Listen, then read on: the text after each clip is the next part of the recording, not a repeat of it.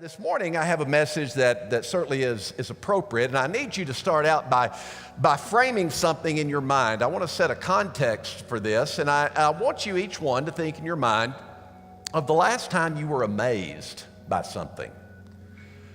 Or when was the last time you said that's amazing? Because really that's a word that we use pretty casually, flippantly in our conversation. There's probably several times during a day where you'll ascribe amazement to something. Maybe it was some athletic feat that you saw. Maybe it was even LeBron James' winning shot last night against the Raptors. When he sunk that shot to win the game at the buzzer. Maybe you were like, man, that's amazing. Or maybe it was some beautiful musical performance, and at the end of it you were stirred, you were moved, and you thought, that's amazing. Or maybe it was some news event, some unbelievable event in the news. Like this past week, I read about a player in New Jersey, a high school baseball player in New Jersey that was suing one of his coaches. This coach was coaching third base during a game, and this kid was trying to stretch out a double into a triple, and the coach is down telling him to hit the ground, to slide. Well, when he slid, he caught, as sometimes happens, he caught his spike in the dirt, and he twisted his ankle. He's through for the season. So the family is now suing the third base coach. That's amazing. Or maybe it's some fact of trivia. Did you know that 1 million dogs in this country, 1 million dogs in the USA, are the primary beneficiary of their owner's will? It's amazing.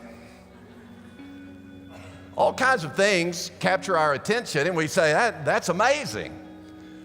But put it in the context of faith. When was the last time you were amazed by your faith? Because when you come to Acts chapter 3 and you see the event that is unfolded here, Peter and John are in Jerusalem making their way to the temple, come across a man 40 years old.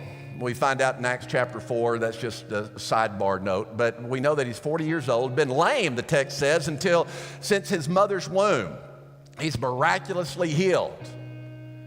In the city, the people who see this, it says that they're amazed. They were filled, it says in verse 10 of chapter 3 of Acts, they were filled with wonder and amazement at what had happened to him. And as that narrative continues to unfold, it really sets the stage for Peter preaching his second sermon, his first being at Pentecost. This event sets the stage for him preaching his second sermon, and he plays off this theme of amazement. Because in the early church, the city, the people on the outside were amazed by the church. And so as I was reading this, I thought, what is it that makes for an amazing church? Because I think that we are. We're an amazing church. We are in a post-church culture. We're in a post-denominational culture. And we're in a day and time in this country, frankly, where downtown First Baptist churches are drying up. They're stuck in their ways. They're stuck in the 1950s. Tragically, it's not 1950. But they're content to pretend that it's 1950. And First Baptist churches, downtown First Baptist churches, especially around this country, they're drying up in droves. And yet we continue to have this vibrancy, we continue to have this energy, we have this focus that is outward and not inward. We are developing a missional mindset that I'm on mission wherever my feet are outside the walls of this church. And I think we have an amazing church.